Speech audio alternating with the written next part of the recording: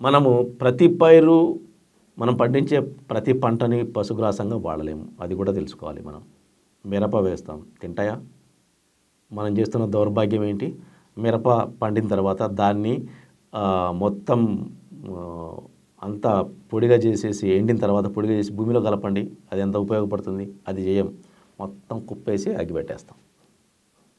అందులో ఉన్న కర్బనం మొత్తం గాలిలో కలిసిపోయి బూడిద మిగులుతుంది. ఎందుకు పనికిరాని బూడిద మనకు మిగులుతుంది. సో అలా చాలా పంటలు పశుగ్రాసంగా ఉపయోగపడవు.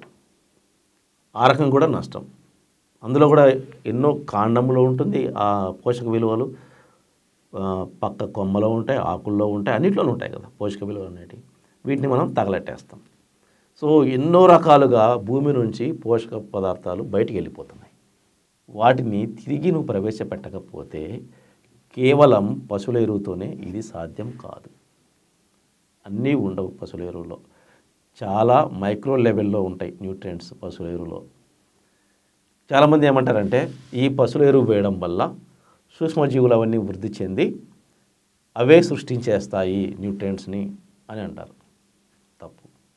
సూక్ష్మజీవుల పని ఏంటంటే అందుబాటులో ఉన్నటువంటి భూమిలో అందుబాటులో ఉన్నటువంటి వ్యర్థాలుగా ఉన్నటువంటి ఈ న్యూట్రియంట్స్ని అవి సహజ రూపంలో మొక్క తీసుకునే రూపంలోకి కన్వర్ట్ చేస్తాయి, మారుస్తాయి, అంతే.